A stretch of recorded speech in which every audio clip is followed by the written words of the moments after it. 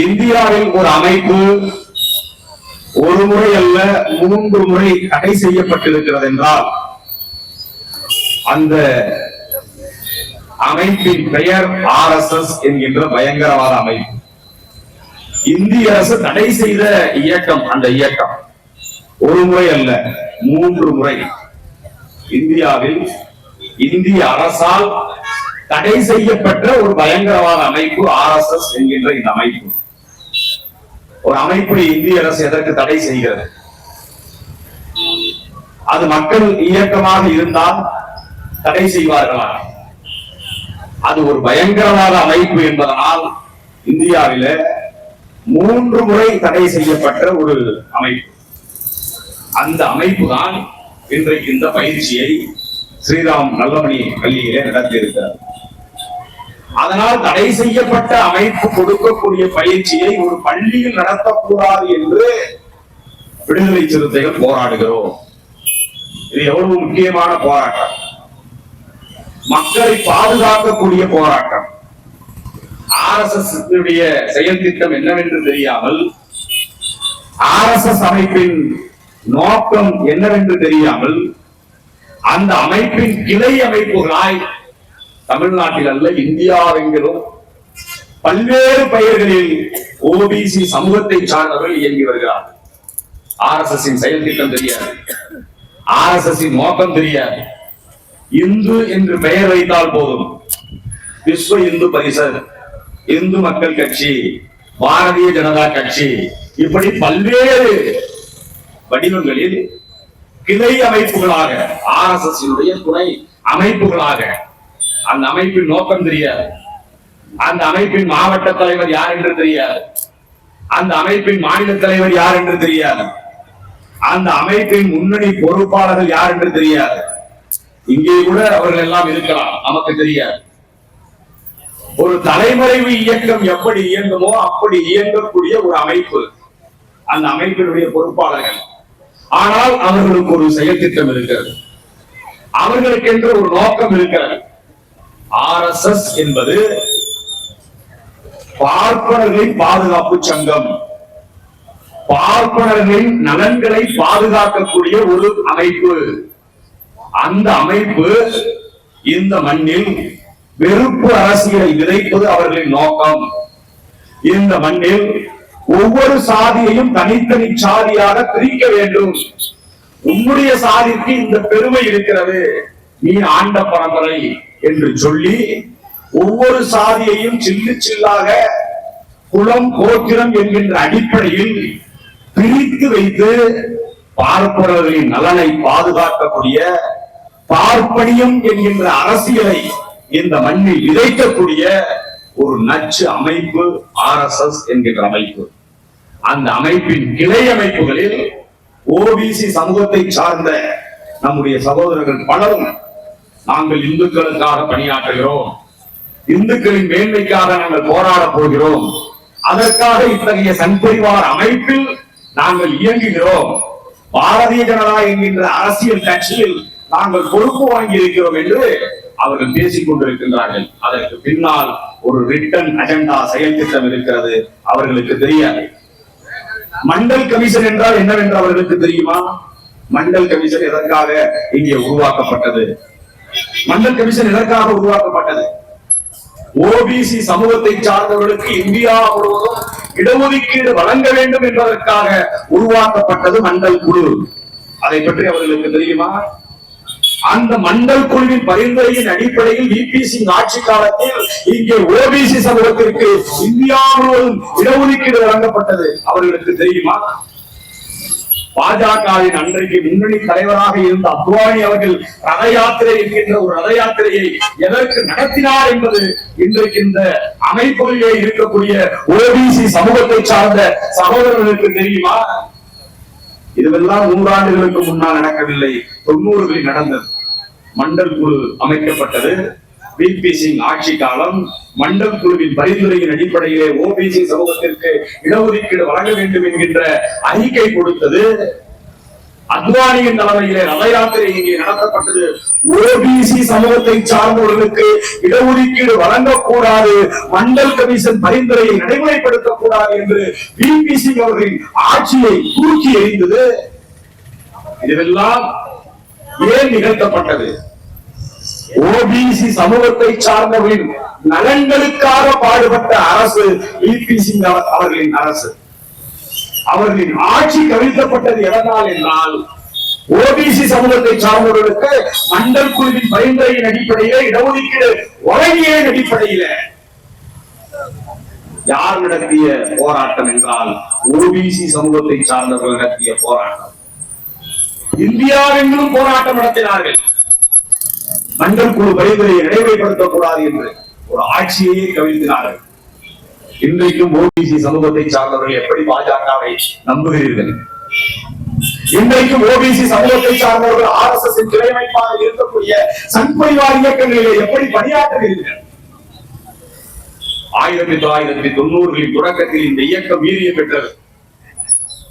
இந்த 30-35 ஆண்டு காலத்தில் சங் பரிவாரின் செயல் திட்டத்தை விடுதலை சிறுத்தைகளாய் இருக்கக்கூடிய தலித்துகளிடம் மட்டுமல்ல, தலித்துகளை தாண்டி ஓபிசி சமூகத்திலே இருக்கக்கூடிய ஜனநாயக சக்திகள் விடுதலை சிறுத்தையாய் பணியாற்றிக் கொண்டிருப்பதும் விதைத்ததனுடைய விளைவாக தமிழ்நாட்டிலே அவர்களால் செயல் திட்டத்தை நினைத்தபடி அவர்களால் நடத்த முடியவில்லை. இன்றைக்கு வட மாநிலங்களில் தான் அவர்கள் நடத்தி கொண்டிருக்கிறார்கள். இங்கே அவர்களால் ஒரு மாபெரும் மக்கள் திரட்சியை ஏற்படுத்தி வெறுப்பு அரசியலை விதைத்து அவர்களின் செயல் திட்டத்தை நடைமுறைப்படுத்த முடியாமல் மிகப்பெரிய தடைக்கல்லாக இருப்பது விடுதலை சிறுத்தையின் தலைவர் அண்ணன் எழுச்சி தமிழர் அவர்கள் விதைத்து வைத்திருக்கக்கூடிய இந்த சனாதன எதிர்ப்பு அரசியல் அதற்கு அடிப்படையான காரணம். அதனால்தான் நம்முடைய தலைவரை அவன் இவன் எல்லாம் செய்து கொண்டிருக்கிறான். அவர்களின் செயற்திட்டம் இங்கே நடைமுறைப்படுத்துவதற்கு மிகப்பெரிய தடைக்கல்லாக இருப்பது விடுதலை சிறுத்தையின் தலைவர் திருமாவளவன் அவர்கள். இந்த பள்ளியிலே நடந்த இந்த RSS பயிற்சியை உடனடியாக கண்டிப்பது யார்? தமிழ்நாட்டில் எத்தனையோ அமைப்புகள் இருக்கிறது. பார்ப்பனியத்தை வீழ்த்த வேண்டும், RSS எதிர்க்க வேண்டும், சங் பரிவார் கும்பலின் செயல் திட்டத்தை தோல்விக்க வேண்டும் என்கின்ற சிந்தனையிலே இருக்கக்கூடிய அமைப்புகள் ஏராளம். ஆனால் 2 நாள் இடைவெளியில் இந்த கொடுமையை கண்டித்து போராட்டம் நடத்தக்கூடிய அமைப்பு எது? விடுதலை சிறுத்தைகள் கட்சிதான். அதனால் அவர்களுக்கு நம் மீது வருத்தம், நம் மீது கோபம், நம் மீது காழ்ப்பு, நம் மீது கசப்பு, நம் மீது வெறுப்பு. அதனால் கண்ட மாதிரி நம் மீது வார்த்தைகளை அள்ளி தெளிக்கிறார்கள். நம்முடைய தலைவர் மீது அள்ளி தெளிக்கிறார்கள், வசைபாடுகிறார்கள். இந்த ஆர்ப்பாட்டத்தின் வழியாக ஓபிசி சமூகத்தை சார்ந்தவர்களுக்கு சொல்லக்கூடிய ஒன்றே ஒன்றுதான், பாஜக இங்கே வலிமை பெற்றால், சங் பரிவார் கும்பலின் கொட்டம் இங்கே தலைவிரித்தார்கள். யாருக்கு பாதிப்பு என்றால் ஓபிசி சமூகத்தை சார்ந்தவர்களுக்கு தான் பாதிப்பு. ஓபிசி சமூகத்தை சார்ந்தவர்களுக்கு தான் பாதிப்பு.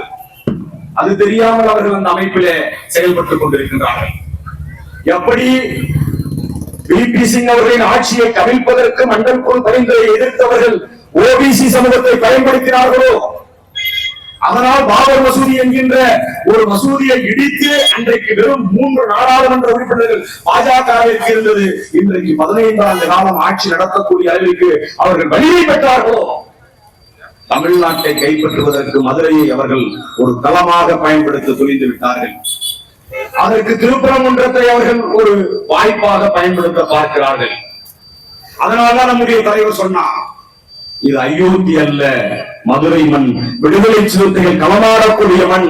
உங்களின் செயல் திட்டத்தை நடைமுறைப்படுத்துவதற்கு மிகப்பெரிய தடையாக விடுதலை சிறுத்தைகள் இருப்போம் என்று மதுரை ஆர்ப்பாட்டத்தில் நம்முடைய தலைவர் துவங்கினார். இன்றைக்கு பல்வேறு குழுக்களை அவர்கள் அனுப்பி விடுகிறார்கள். திராவிடத்தை எதிர்க்கிறோம் என்கின்ற பெயரில் பெரியார் எதிர்ப்பை இந்த மண்ணில் விதைத்தால்தான் தமிழ் தேசியம் வளருமா? எப்படி RSS அமைப்பின் பல கிளை அமைப்புகள் இருக்கின்றனவோ அதுபோல் தமிழ் தேசிய அமைப்பாக சீமானின் நாம் தமிழர் கட்சி செயல்பட துவங்கி இருக்கிறது. அவர்கள் பேசுவது தமிழ் தேசியம் அல்ல. எப்படி RSS அமைப்பு நாமெல்லாம் சகோதரர்கள் என்று பேசிக்கொண்டே பிறப்பின் அடிப்படையில் உயர்வு தாழ்வு என்கின்ற இந்த கருத்திரத்தை விதைத்துக் கொண்டிருக்கின்றார்களோ? நாம் எல்லாம் சகோதரர்கள் என்று பேசிக்கொண்டே RSS அமைப்பு அதனுடைய கிளை அமைப்புகள் எப்படி பிறப்பின் அடிப்படையில் உயர்வு தாழ்வு என்கின்ற கற்பிதத்தை மக்கள் மனதிலே விதைத்துக் கொண்டிருக்கின்றார்களோ? சீமான் பேசுவது தமிழ் தேசியம் கிடையாது. RSS தமிழ் தேசிய அமைப்பாக இன்றைக்கு சீமானின் நாம் தமிழர் கட்சி மாறி இருக்கிறது. அதனால்தான் நம்முடைய தலைவர் சொன்னார், RSS போட்ட குட்டிகள் சீமானும் நடிகர் விஜய் ஆரம்பித்திருக்கக்கூடிய அவரது கட்சியும் என்று வெளிப்படையாக சொன்னார். அந்த கட்சி ஆரம்பித்த போது அதை வரவேற்றவர் நம்முடைய தலைவர், வாழ்த்து தெரிவித்தவர் நம்முடைய தலைவர். இன்றைக்கு அவர்களின் போக்கு என்னவாக இருக்கிறது? 100 நாள் வேலை திட்டத்தில் காந்தியின் பெயரை மத்திய அரசு ஒன்றிய அரசு இன்றைக்கு காலி செய்துவிட்டது. ஒரு கட்சியை நடத்தக்கூடிய தலைவர் அதை கண்டித்தோ அல்லது ஆதரித்தோ அதற்காக இயக்கம் எடுக்க வேண்டுமா வேண்டாமா? SIR இங்கு நடைமுறைப்படுத்தப்பட்டது. இன்றைக்கு 90 லட்சம் வாக்காளர்களை காலி செய்திருக்கிறார்கள். இதை கண்டித்து அல்லது இதை எதிர்த்து அதிமுக செய்யாது. எப்படி அவர்கள் கூட்டணி அமைக்கிறார்கள் என்றால், அமலாக்கத்துறையின் மூலம் வழக்குகளை பதிவு செய்து உங்களை சிறைப்படுத்தி விடுவோம் என்று அச்சுறுத்தி இன்றைக்கு அதிமுகவை அவர்கள் பக்கம் இழுத்து விட்டார்கள். இன்றைக்கு விஜய்க்கு அதே நிலைமை. நேற்றைக்கு அவர் கட்சியினுடைய பொறுப்பாளர்கள் எல்லாம் CBI அழைத்து கரூரிலே 41 பேர் இறப்புக்கு காரணமான அந்த சாவிற்கு காரணமானவர்கள் நீங்க தான் என்று சம்மன் கொடுத்து விசாரணை நடத்தி இருக்கிறார்கள். ஜனவரியில விஜய்க்கு சம்மன் போகும் என்று ஊடகங்களிலே செய்தி பரவி கொண்டிருக்கிறது. CBI வழக்கு பதிவு செய்வதே அவர்களின் கூட்டணிக்கு இழுப்பதற்காகத்தான். விஜய் ஒருவேளை செல்லவில்லை என்றால், அண்மையிலே பாஜகவினுடைய தேர்தல் பொறுப்பாளராக தமிழ்நாட்டிற்கு வருகிறவர் சொல்லிவிட்டு சென்றிருக்கின்றார், பாஜகவை சார்ந்தவர்கள் விஜயை யாரும் விமர்சிக்க வேண்டாம், தமிழக வெற்றி கழகத்தை யாரும் விமர்சிக்க வேண்டாம், ஒருவேளை கூட்டணிக்கு இழுத்து போடுவார்கள், அப்படி இல்லை என்றால் நீங்கள் தனித்தே போட்டியிடுங்கள். திராவிட முன்னேற்ற கழகத்தின் தலைமையிலே உருவாகி இருக்கக்கூடிய இந்த அணிக்கு சிறுபான்மை மக்களின் வாக்குகள் செல்லாமல் இருப்பதற்கு விஜயை பயன்படுத்துவதற்கு அவர்கள் காய் நகர்த்துவார்கள். பல்வேறு விதமான காய் 2026 சட்டமன்ற தேர்தலுக்கு நகர்த்தப் போகிறார்கள். சிறுபான்மை மக்களின் வாக்குகளை பிரித்து எடுப்பதற்கு நடிகர் விஜய் அவர்களை பயன்படுத்துவதற்கான வாய்ப்பும் இருக்கிறது. எனவே விடுதலை சிறுத்தைகளுடைய வேண்டுகோள், இந்த ஆர்ப்பாட்டத்தின் மூலமாக சிறுபான்மை சமூகத்தை சார்ந்தவர்களுக்கு நாம் எடுக்கக்கூடிய வேண்டுகோள், பாஜக RSS சம்பரிவார் கும்பல் இந்த 2026ஆம் ஆண்டு நடைபெற இருக்கக்கூடிய சட்டமன்ற பொதுத் தேர்தலில் தொடர் வெற்றியை கண்டுகொண்டிருக்கக்கூடிய இந்த அணியை வீழ்த்துவதற்கு பல்வேறு விதமான செயல் திட்டத்தை உருவாக்கி வைத்திருக்கிறார்கள். மிக மிக கவனமாக நாம் இந்த 2026 தேர்தலை எதிர்கொள்ள வேண்டியிருக்கிறது. திராவிட மாடல் ஆட்சி நடந்து கொண்டிருக்கக்கூடிய இதே ஆட்சி காலத்தில் RSS பயிற்சி பள்ளி நடக்கிறது. ஒருவேளை திமுக ஆட்சி இல்லாமல் இருந்தால், சங்பரிவார்கள் ஆட்சி தமிழ்நாட்டிலே நடக்குமே ஆனால், இன்றைக்கு 10 பள்ளி அனைத்து பள்ளிகளிலும் நடக்கக்கூடிய நிலை மாறிவிடும். அரசு பள்ளிகளிலேயே இத்தகைய பயிற்சி நடக்கும். பாஜக ஆட்சி வந்துவிட்டால் இது யாருக்கு ஆபத்து? யாருக்கு ஆபத்து? அவர்களின் பயிற்சி என்பது சமூக நல்லிணக்கத்திற்கு எதிரானது. விடுதலை சிறுத்தைகளின் போராட்டம் என்பது சமூக நல்லிணக்கத்தை வளர்த்தெடுப்பதற்கானது. RSS பயிற்சி என்பது வெறுப்பு அரசியலை விதைப்பதற்கானது. விடுதலை சிறுத்தைகளின் போராட்டம் என்பது அனைவரையும் சகோதரர்கள் என்று அரவணைப்பதற்கானது. அவர்களின் பயிற்சி என்பது சட்டம் ஒழுங்கை சீரழிப்பதற்கு சீர்கெடுப்பதற்கானது. எங்களின் போராட்டம் என்பது சட்டம் ஒழுங்கை பாதுகாப்பதற்கு போராடி கொண்டிருக்கின்றோம். ஆட்சியாளர்களும் காவல்துறையினரும் இந்த கோணத்தில் RSS பயிற்சியையும் விடுதலை சிறுத்தைகளின் போராட்டத்தையும் உணர்ந்து கொள்ள வேண்டும். மாவட்ட செயலாளர்களுக்கு இந்த ஆர்ப்பாட்டத்தின் மூலம் விடுதலை சிறுத்தைகள் மாவட்ட செயலாளர்கள் நான் விடுக்கக்கூடிய வேண்டுகோள், வருகிற 3ஆம் தேதியும் 4ஆம் தேதியும் வாக்காளர்களுக்கான புதிய வாக்காளர்களுக்கு யாரது பெயரெல்லாம் நீக்கப்பட்டிருக்கிறதோ அவர்களை சேர்ப்பதற்கான முகாம் நடைபெறுகிறது. கடைசி வாய்ப்பு, கடைசி வாய்ப்பு. ஏனோ தானோ என்று நாம் இருந்துவிடக் கூடாது. இந்த SIR நடவடிக்கையில் திராவிட முன்னேற்ற கழகம் தமிழ்நாடு முழுவதும் மிக தீவிரமாக வேலை பார்த்தார்கள். நாமும் இந்த 3ஆம் தேதியும் 4ஆம் தேதியும் யாருக்கெல்லாம் வாக்கு இல்லாமல் போயிருக்கிறதோ, நம்முடைய பகுதிகளிலே, நம்முடைய இயக்கம் இருக்கக்கூடிய பகுதிகளிலே நாம் யதார்த்தமாக இருப்போம், நம்முடைய ஓட்டு இருக்குமே என்று பலரது ஓட்டு பறி போயிருக்கிறது. புதிய வாக்காளர்களை சேர்க்க வேண்டும். அதற்கான வாய்ப்பு 3ஆம் தேதியும் 4ஆம் தேதியும். இங்கே நாம் அமைதியாக இருந்துவிட்டு தேர்தல் நேரத்திலே என்னுடைய ஓட்டு இல்லை என்று நாம் பரிகரித்தோம் என்றால், எலெக்ஷன் கமிஷன் வாக்காளர் பட்டியலில் பெயர் இருந்தால் ஓட்டு கொடுங்க, என போக மாட்டுவாங்க. 90 லட்சம் வாக்காளர்களை இன்றைக்கு நீக்கி இருக்கிறார்கள். நான் பிறந்த பகுதியில் 2400 சில்லறை ஓட்டு. தற்போது வந்திருக்கக்கூடிய அந்த வரைவு வாக்காளர் பட்டியல் 1916 ஓட்டு தான் இருக்கிறது. ஏறத்தாழ 500 ஓட்டு ஒரு பகுதியிலே காணாமல் போய்விட்டது. வரைவு வாக்காளர் பட்டியலில் 1916 ஓட்டு தான் இருக்குது. 2400 சில்லறை வாக்கு இருந்த அந்த பகுதியில் இன்றைக்கு 1916 ஓட்டு. அப்படி ஒவ்வொரு வாக்குச்சாவடியிலும் நம்முடைய வாக்கு நீக்கப்பட்டிருக்கிறது. எனவே அதை சேர்ப்பதற்கான வேலையை 3ஆம் தேதியும் 4ஆம் தேதியும் கண்டிப்பாக செய்ய வேண்டும். இன்னொன்று, நம்முடைய மாவட்ட செயலாளர் ஒருவர் பேசுகின்ற போது, போதை கலாச்சாரத்திற்கு நம்முடைய இளைஞர்கள் வீழ்ந்துவிடக் கூடாது என்பதை நாம் கவனமாக கையாள வேண்டும் என்கின்ற செய்தியை பதிவு செய்தார். இது மிக மிக முக்கியமானது. நான் 6-7 மாதத்திற்கு முன்பாக மதுரையில் நடந்த ஒரு ஆர்ப்பாட்டத்தில் மாவட்ட செயலாளர்களுக்கு ஒரு வேண்டுகோள் விடுத்து, நம்முடைய முகாம்கள் இருக்கக்கூடிய பகுதியில் கஞ்சா விற்பனை நடப்பதை தடுப்பதற்கு நாம் ஒரு போராட்டம் நடத்துவோம், கண்டிப்பாக நடத்துவோம். நம்முடைய பகுதிகளுக்குள் கஞ்சா விற்கக்கூடாது. கஞ்சா விற்பவன் யாராக இருந்தாலும் அவனை காவல்துறை கைது செய்ய வேண்டும்.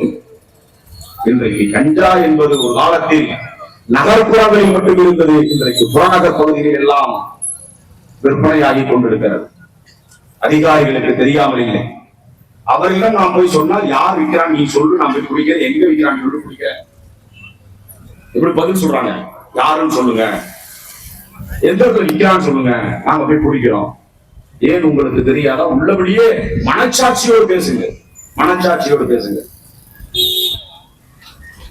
தமிழ்நாடு அரசுக்கு நாம் எடுக்கக்கூடிய வேண்டுகோள், இந்த ஆட்சிக்கு கெட்ட பெயர் ஏற்படுத்த வேண்டும் என்பதற்காகவே இத்தகைய போதை பொருட்களை தமிழ்நாட்டிற்குள் இறக்குமதி செய்கிறார்களா என்கின்ற அச்சம் நமக்கு எழுகிறது.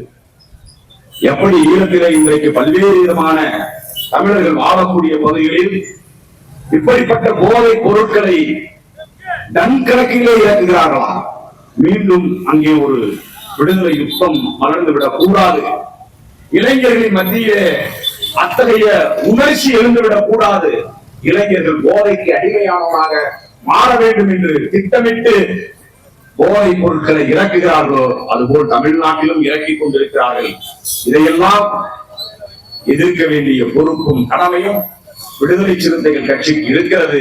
எனவே இந்த சங்பரிவார்களின் செயல் திட்டத்தை நாம் வீழ்த்த வேண்டிய அதே வேளையில் நம்முடைய இளைஞர்களையும் நாம் அரசியல் ரீதியாக சித்தாந்த அடிப்படையில் வலிமைப்படுத்த வேண்டிய தேவையும் முன்னால் இருக்கிறது.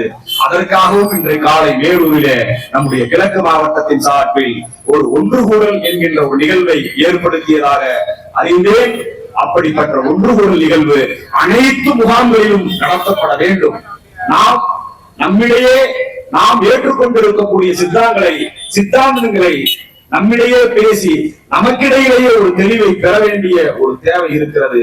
ஏனென்றால் அப்படி நிறைந்த ஒரு ஆபத்தான காலகட்டத்தில் நாம் இன்றைக்கு இருந்து கொண்டிருக்கின்றோம். புரட்சியாளர் அம்பேத்கர் அவர்கள் சந்தித்த அதே சனாதன கும்பல் இன்றைக்கு மீண்டும் தமிழ்நாட்டை கைப்பற்றுவதற்கு பல்வேறு சதிச்செயலோடு பல்வேறு சதி செயல் திட்டங்களோடு இறங்கி இருக்கிறார்கள். அதை வீழ்த்த வேண்டிய பொறுப்பு நமக்கு இருக்கிறது. எப்படி திருப்பரங்குன்றத்தில் அமைதியை பாதுகாப்பதற்கு தமிழ்நாடு அரசு, தமிழக முதல்வர் மாண்புமிகு தளபதி அவர்கள் நடவடிக்கை எடுத்தாரோ, மதுரை மாவட்ட காவல்துறை, குறிப்பாக மாநகர காவல்துறை துணிந்து முடிவெடுத்ததோ, அதுபோல் இத்தகைய பயிற்சி வகுப்புகளை நடத்தக்கூடிய வெறுப்பு அரசியலை விதைப்பதற்கு காரணமாக இருக்கக்கூடிய இத்தகைய RSS பயிற்சி வகுப்புகளை தடுத்து நிறுத்துவதற்கு காவல்துறைக்கும் பங்கு இருக்கிறது என்பதை சொல்லி அதை நடைமுறைப்படுத்த வேண்டும் என்பதை வலியுறுத்தி வாய்ப்புக்கு நன்றி கூறி நிறைவு செய்கிறேன். நன்றி, வணக்கம்.